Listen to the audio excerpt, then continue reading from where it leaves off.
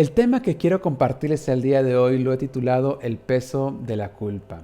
Hemos dicho que la culpa es una de las emociones negativas más difíciles de tratar. Pablo nos habla sobre este aspecto, 2 Corintios 7:10, nueva traducción viviente. Pues la clase de tristeza que Dios desea que suframos nos aleja del pecado y trae como resultado salvación. Hay un tipo de tristeza que Dios permite para bendecirnos. No hay que lamentarse por esa clase de tristeza, pero la tristeza del mundo, al cual le falta arrepentimiento, resulta en muerte espiritual. Acompáñame en casa para orar. Señor, bendice este momento. Preparamos nuestro corazón y nos disponemos a recibir y estudiar tu palabra. Te pido que tu Espíritu Santo sea como un río que llene cada rincón del corazón y el día de hoy podamos experimentar la libertad que trae tu gracia a cada uno de nosotros. En el nombre de Jesús. Amén. Nos encontramos en un tiempo donde la gestión emocional es bastante complicada. Alguien podría estar experimentando tristeza y no saber de dónde proviene esa tristeza. Bueno, la culpa es una de las emociones negativas que más nos estorban, que más nos detienen y que nos paraliza. Tenemos que hacer una buena gestión emocional porque recuerden que nadie puede ser más maduro espiritualmente de lo que es emocionalmente. A Dios le interesan tus emociones, por eso Él trae paz a nuestro corazón. Nos encontramos en una etapa de duelo social. Las etapas del duelo, entre ellas está la ira o la negación. Hablando de la negación, hay personas que todavía dicen que este virus no es real, que es como cualquier gripe y que se quita con cualquier caldo de pollo. Están negando la realidad. Otras personas se encuentran en la etapa de la ira y es depositar culpas sobre otros, están muy enojados. La ira nunca nos va a dejar nada bueno. Santiago nos enseña en capítulo 1, versículo 20, el enojo humano no produce la rectitud que Dios desea. Entonces, el enojo humano nunca nos va a llevar a nada bueno. Tenemos que hacer un buen manejo emocional y quiero recordarte algunos aspectos que considero que tenemos que tenerlos presentes. El primero es que las emociones negativas son contagiosas.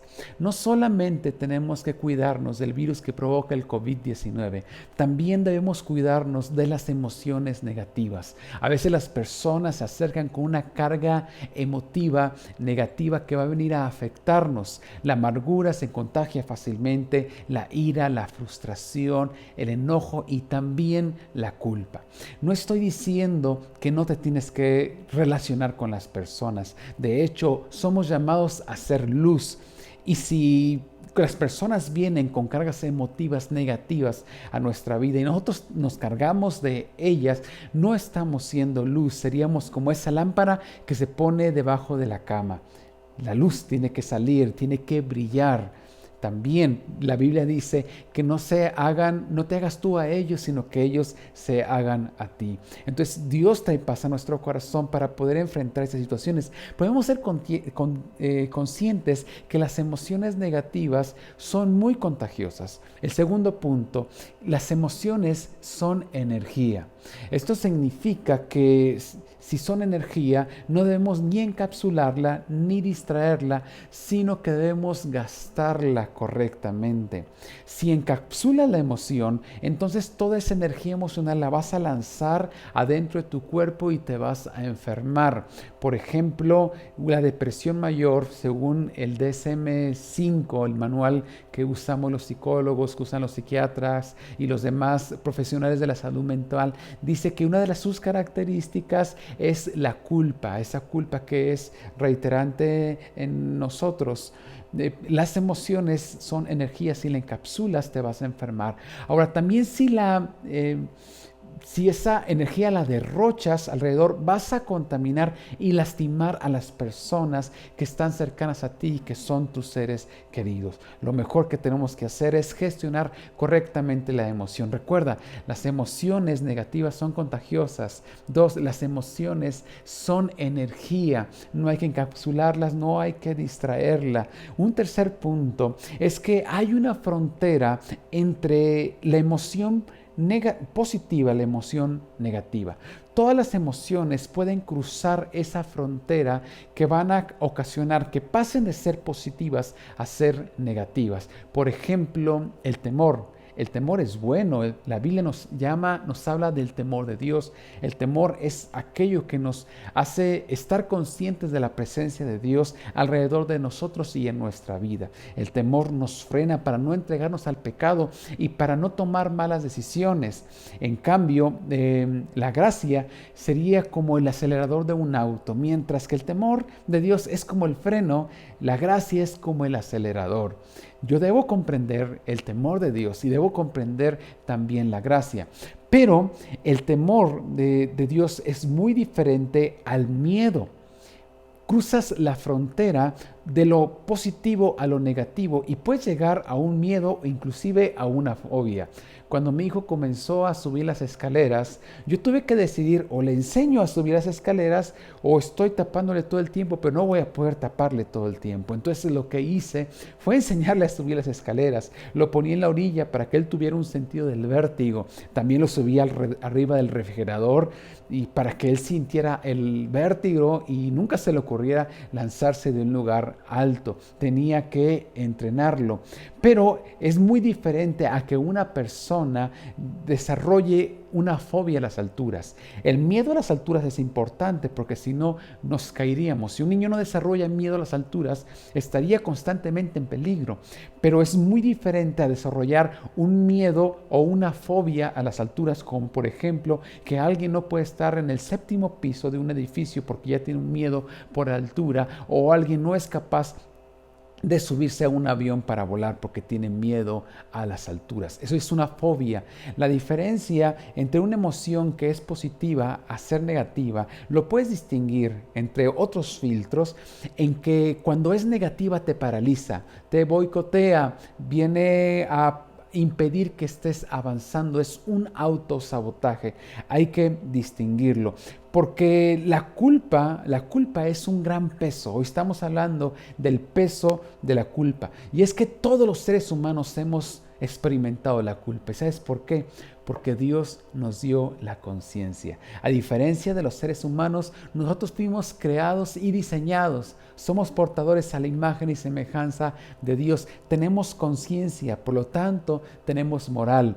La culpa es el remordimiento que sentimos cuando nuestras acciones y pensamientos no van de acuerdo al código moral en el cual hemos creído. Y entonces vivimos un autocastigo, nos estamos reprochando.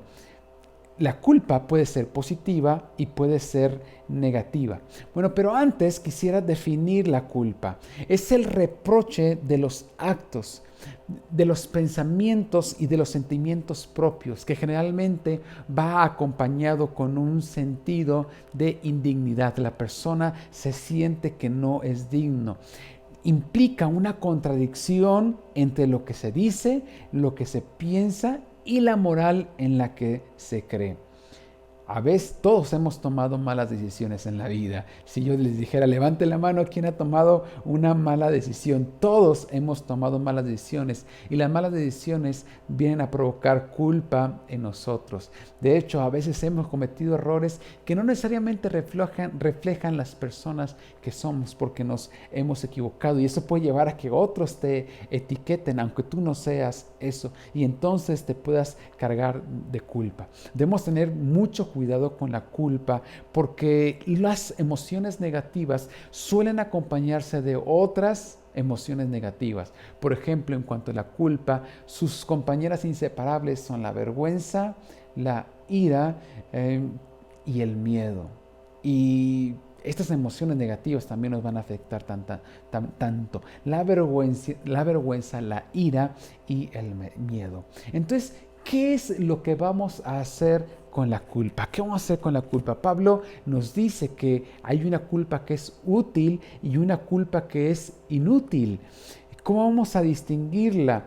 Para eso, bueno, antes tenemos que recordar que la culpa, Dios la puso en nosotros como un indicador. La culpa no es mala. Es como en los vehículos. Cuando algo le está fallando, se prenden unos foquitos. Entonces, cuando comienzas a sentir culpa, remordimiento, se deben prender los foquitos de que algo no estamos haciendo bien, porque viene la convicción de pecado a nuestra vida, el remordimiento, la atracción de espíritu que nos lleva a arrepentirnos y entonces poder ser salvos y poder mantenernos cerca de Dios. El arrepentimiento es un poderoso impulsor del cambio, pero a manera diferente.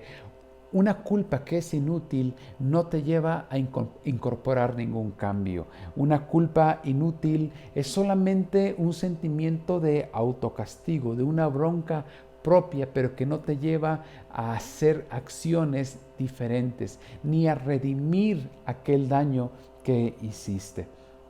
Entonces tenemos que aprender a distinguir entre la culpa positiva y la culpa negativa. Eso no es fácil porque el corazón humano es engañoso. La Biblia nos dice que el corazón humano es engañoso. Distinguir cuando un sentimiento es positivo y negativo no es tan fácil.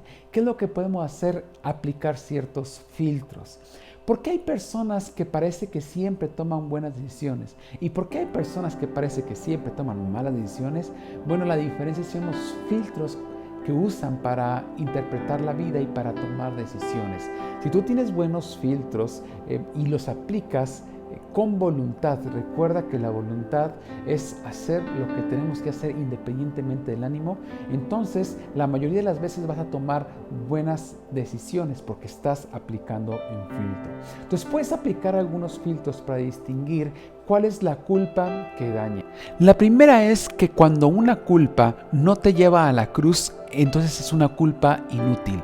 La culpa que no nos lleva a la cruz es un instrumento que Satanás va a usar para destruirnos. En cambio, la culpa que la llevamos a la cruz será un instrumento que Jesús usará para redimirnos, para hacernos crecer, para bendecirnos. Es el primer filtro. Si la culpa no te lleva a la cruz, entonces tienes una culpa dañina. Si la culpa no corrige tu conducta, entonces es una conducta infantil. La culpa infantil es aquella donde aceptamos la consecuencia o el castigo de nuestros hechos, pero no cambiamos la conducta. Entonces ahí podríamos decir que es una culpa negativa. También cuando la culpa me lleva a actuar mal deliberadamente, es decir, a buscar un objeto o una persona en la cual descargar la culpa, inclusive para recibir un castigo.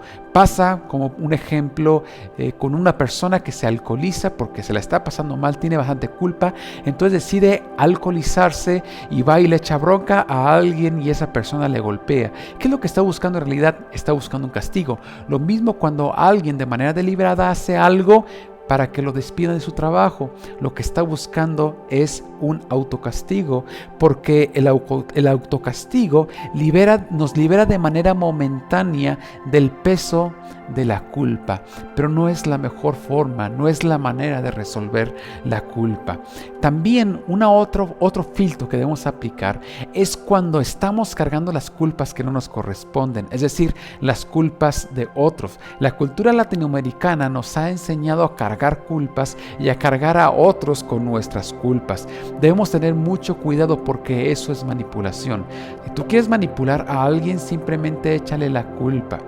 Es muy malo cuando los padres sacan frases como por causa de tu nacimiento, entonces yo ya no pude seguir estudiando y continuar con mis sueños. Yo lo di todo por ti y mira ahora con lo que me estás pagando. Mira cómo me estás pagando. Mira los sacrificios que he hecho por ti. Entonces cuando alguien te está pasando las facturas y te dice, recuerda que cuando tú estabas en la situación yo te ayudé, así que ahora tú no me puedes hacer esto. Cuando alguien te está pasando las facturas, te está cargando de culpa. Esa culpa hay que rechazarla. Es un peso que te asedia, un peso que te va a estar deteniendo porque es una manipulación. Pero también no solamente hablo de ser receptor de la manipulación, sino también de manipular a otros. Debes cuidar de no depositar la responsabilidad que tienes la culpa sobre otras personas. Hay que renunciar a cargar las culpas que no nos corresponden y también hay que renunciar a cargar a otros de nuestras culpas. Las personas que no hacen una buena gestión de la culpa siempre le están echando la culpa a todo el mundo. Le echan la culpa al gobierno, le echan la culpa a sus líderes, le echan la culpa a sus padres, a su cónyuge. Recuerda que las personas no tienen poder sobre ti a no ser el poder que tú les das. Nadie debería ser responsable de tu felicidad. Tú eres responsable de tu felicidad y de tu gozo. Dejemos de echarle la culpa a otras personas y hagámonos cargo de nuestra propia felicidad, de nuestro propio gozo, del propósito que Dios nos ha dado. Entonces tenemos que liberarnos de la culpa. Ya dijimos de algunos filtros que puedes aplicar para distinguir si tienes culpa o no, pero también hay que liberarnos de la culpa. Y para esto el primer paso es bastante sencillo. Debes reconocer el sentimiento de la culpa, que de repente no es tan fácil reconocerlo, ¿ah?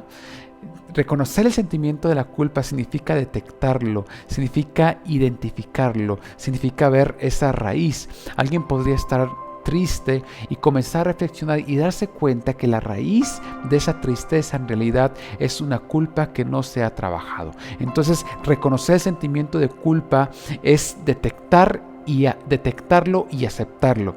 Eso nos va a dar una oportunidad de crecimiento. Jesús dijo: conocerán la verdad y la verdad los hará libres.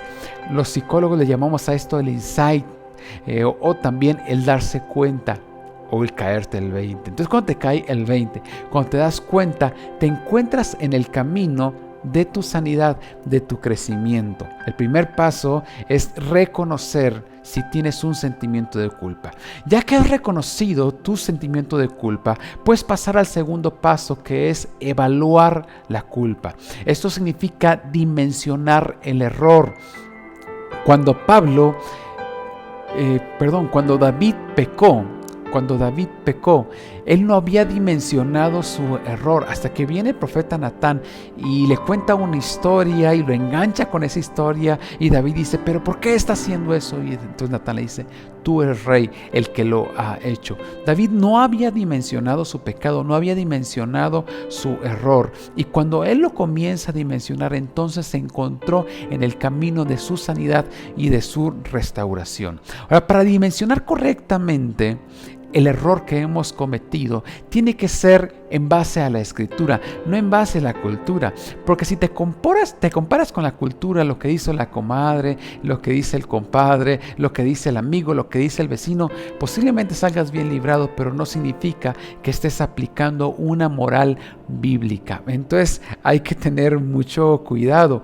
No te compares con la cultura, sino compárate con la Biblia. Descubre en la Biblia que la Biblia es el libro maravilloso que Dios nos ha dado para enseñarnos a vivir, para relacionarnos con Él y para relacionarnos entre nosotros mismos. Pero también llévalo a la cruz. Llévalo a la cruz. La culpa tienes que llevarla a la cruz. Y aquí me voy a pasar a este punto porque regresaré a él. Para ir a un cuarto punto, hazte cargo. Hazte cargo. Si ya identificaste, si ya reconociste la culpa, si ya evaluaste la culpa, dimensionaste tu error, si ya lo llevaste a la cruz de Cristo, entonces hazte cargo. Asume las consecuencias de esa culpa de manera responsable. Enmienda el error, pide perdón. Restituye el agravio, corrige la acción. Si no corriges la acción, de nada sirvió haber tenido una culpa. Esa culpa es una culpa que lleva a la muerte, es una culpa de tipo negativo. Y entonces regreso al punto: lleva tu culpa a la cruz. Lleva tu culpa a la cruz. Eso tiene que ver con nuestro entendimiento de la gracia. Creo que como iglesia tenemos que dimensionar mejor la gracia. Somos una iglesia que siempre se ha preocupado bastante por la santidad. El cristianismo, sobre todo el cristianismo pentecostal, se ha preocupado mucho por la santidad, pero creo que una parte que nos falla es dimensionar las gracias, reflexionar más de lo que significa la gracia. Es cierto que hay otros grupos que pareciera que han erradicado de su servicio la palabra santidad, la palabra pecado, la palabra infierno, y que están cuidando el no lastimar a las personas. A todos los pastores, todos los predicadores que somos conscientes y que tratamos de ser prudentes, siempre nos preocupa no lastimar a las personas. Es una lucha que tenemos porque no es correcto que no digamos las cosas que se tienen que decir por miedo a que otros ofendan, porque de por sí la cruz es ofensiva ya. Jesús estaba predicando y entonces vienen los discípulos. Pedro le dice: Jesús, no les hables tan duro porque se van a ir. Y entonces Jesús contestó: ay, Pedro, discúlpame, es que tuve un mal día. Ay, no me di cuenta, ojalá no se vaya la gente. No, Jesús le dijo a Pedro: Pedro, ¿tú también te quieres ir? Bastante duro. Jesús, por cierto, le acababa de decir: sobre esta piedra edificaré mi iglesia. Y después le está diciendo: Pedro, anda, si tú te quieres ir con ellos, tú también vete, porque tenemos que predicar la verdad.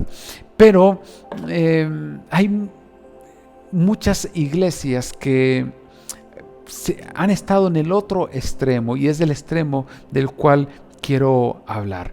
Iglesias que provocan culpa, que provocan una culpa que no la llevan a la cruz del Calvario porque no han comprendido la gracia, no han entendido lo que es la gracia. Si está el otro extremo de que hay iglesias que parecían practicar un evangelio sin cruz, hay otras iglesias que culpabilizan a las personas, que están echándole culpa.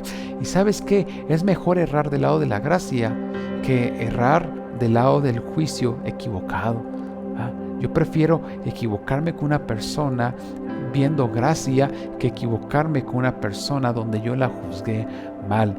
Muchas iglesias han desarrollado una mezcla entre la ley y la gracia.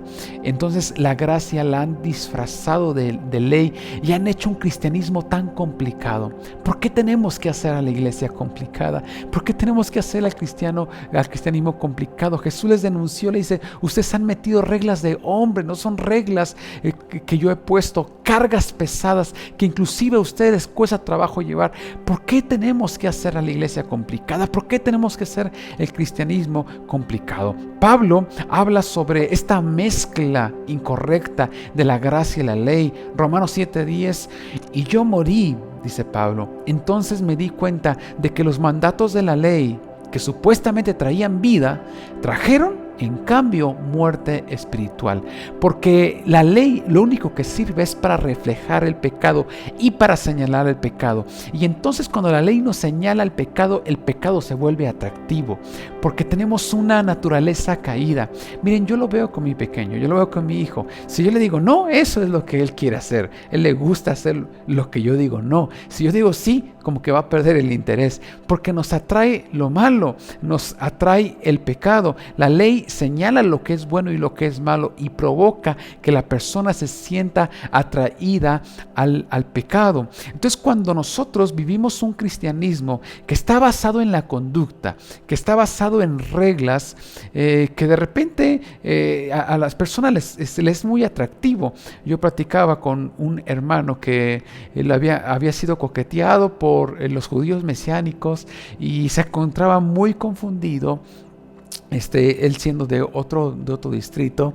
Y bueno, cuando hablaba con él me decía: es que es tan atractivo.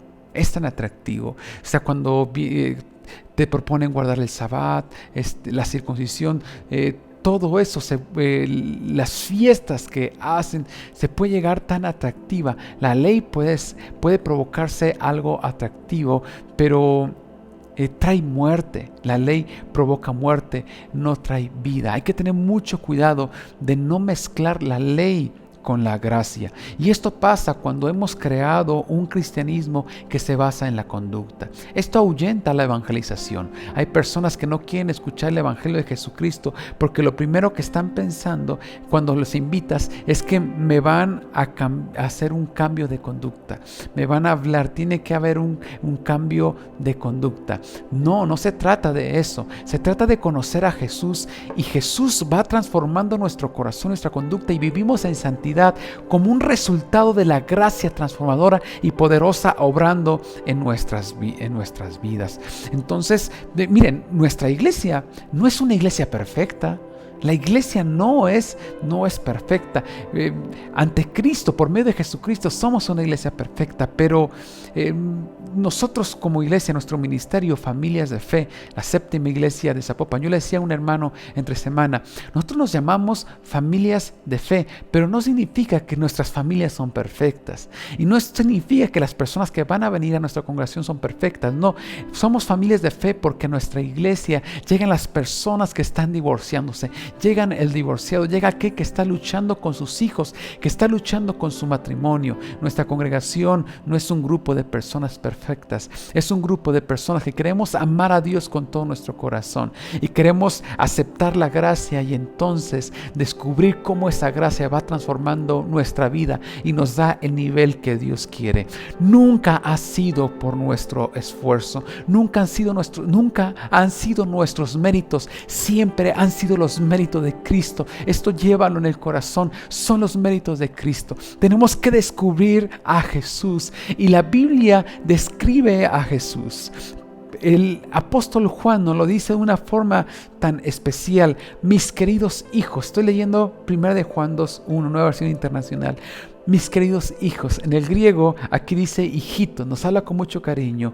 Les escribo estas cosas para que no pequen, pero si alguno peca, tenemos ante el Padre a un intercesor, a Jesucristo el justo. Jesús es nuestro intercesor. Otra versión dice abogado tenemos para con el Padre. Jesús no es tu juez. Yo espero que recibas esto en tu corazón. Jesús no es tu juez, Jesús es tu abogado. Qué maravilloso. Jesús no es tu juez, Jesús es tu abogado. Alguien puede ir ante la presencia de Jesús y decirle: Señor, una vez más te he fallado, yo sé que ya no me vas a recibir por los errores que he cometido. Jesús te detendría, Jesús te detiene y te dice: hey, yo no soy tu juez, yo soy tu abogado, ven, vamos a ver cómo defendemos este caso. Y Jesús ya resolvió la forma de defendernos, lo hizo por medio de la cruz del Calvario. Jesús murió para que tú y yo podamos ser llamados justos sin ser justos. Él, cuando estaba en la cruz, dice: Señor, perdónales porque no saben lo que hacen.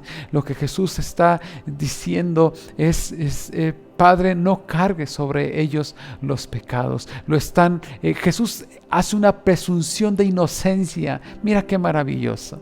Nuestro abogado hace una presunción de inocencia. Dice: Padre, perdónales porque no saben lo que hacen. Porque Jesús es nuestro abogado, es nuestro intercesor. Cuando vas ante la presencia de nuestro Dios y Salvador Jesucristo, no nos estamos encontrando con el juez, nos estamos encontrando con el abogado. Qué maravilloso es eso, con el abogado. Y Jesús puede perdonarnos de toda maldad. Trae tu culpa. Yo te invito a que el día de hoy traigas tu culpa ante la presencia de Jesús. La culpa es difícil traerla porque nos da vergüenza, nos da pena. Una ocasión una mujer va con su líder espiritual y le dice que tiene mucha culpa. Desde muchos años atrás ella cometió un error, se metió con una persona, después se casó con un buen hombre, pero no puede disfrutar su matrimonio porque hay una culpa que, a pesar de que ella ya se ha entregado a Jesucristo, sigue consumiendo su interior. Entonces este líder espiritual le demuestra con un lago que estaba a un lado, y él toma una piedra y dice: mira, esta piedra representa mi culpa. Todos tenemos culpa porque Dios ha puesto conciencia en nosotros. Esta piedra grande representa tu culpa. Entonces ahora yo voy a lanzar esta piedra al lago. Y entonces este líder espiritual lanza la piedra al lago, y ella también lanza la piedra al lago. ¿Saben cuál fue la diferencia? El sonido de la piedra pequeña a la piedra grande. Esa fue la diferencia. Él voltea y le dice, ¿ves? La diferencia es el sonido. Pero en realidad las dos piedras, ambas piedras cayeron al fondo del mar. Jesús ha dicho que nos perdona y que ha mandado al fondo del mar nuestros pecados. También dice que es como el humo, se esfuma, no hay forma de encontrar un rastro de ese pecado. Cuando vienes a Jesús, siempre es la primera vez que le fallas. Alguien podría decirle, Señor, esta es la tercera vez que te falla. Y Jesús te dice, ¿qué me estás hablando? Si es la primera vez que me has fallado, la primera vez que pecas, ¿por qué estás hablando que es la tercera vez? Porque Jesús, nuestro Dios, tiene una capacidad infinita para perdonarnos. Qué maravilloso. Una capacidad. De hecho, el pecado de muerte no es la imposibilidad del corazón de Dios a perdonarnos. El pecado de muerte es la imposibilidad de nuestro corazón a arrepentirnos. En ese proceso de pecar, arrepentirse y ser perdonado, después volver a pecar, arrepentirse y ser perdonado, volver a pecar, arrepentirse y ser perdonado. En ese proceso, tarde o temprano, el corazón va perdiendo la capacidad de arrepentirse. Y cuando no es posible el arrepentimiento, entonces no es posible el perdón. ¿Cuál es el recurso? El recurso es el quebrantamiento. Entonces viene a nuestra vida una tristeza que es de Dios para reaccionar y entonces podamos volver nuestra mirada a nuestro Dios que ama tanto. Dios está con los brazos abiertos para recibirnos. Recuerda a la mujer María Magdalena que va con un frasco de alabastro que trae un perfume muy costoso. Ella traía una gran culpa y comienza a orar y a llorar en los pies del Maestro. Con sus cabello secaba los pies del Maestro. Ella tenía una gran carga, tenía un gran peso de culpa que no sabía qué hacer con ella, pero llevó a Jesús esa culpa. Y la historia termina con que Jesús se dirige a ella y le dice, tu fe te ha salvado, ve en paz. Ella recibió la paz que estaba buscando. Yo te invito a que el día de hoy puedas analizar tu vida. Si estás cargando con una culpa, pues una culpa dañina, el día de hoy renuncia a ella y ve a la cruz del Calvario. Ora, ve con Jesús. Recuerda, Jesús no es nuestro juez. Jesús es nuestro abogado, es nuestro defensor, es nuestro intercesor. Qué maravilloso poder ir ante el trono de la gracia y ser recibidos por su grande amor. Pero también si estás cargando con una culpa que no te corresponde, el día de hoy renuncia a esa culpa. Tener culpa va a ser muy difícil, que tengas una buena gestión emocional en esos tiempos que es difícil. Y ¿sabes qué? Necesitamos brillar, necesitas brillar. Ve hoy al trono de la gracia. Jesús te ama. Permíteme orar por ti. Señor, oro por tus hijos e hijas. Señor, oro por tu hijo o hija que está viviendo el día de hoy una carga de culpa que le está asediando. Señor, que el día de hoy la libertad de tu Espíritu Santo inunde su corazón, que le llenes con tu Espíritu Santo y pueda ser llena y pueda ser lleno de paz en el nombre de Jesús. Amén.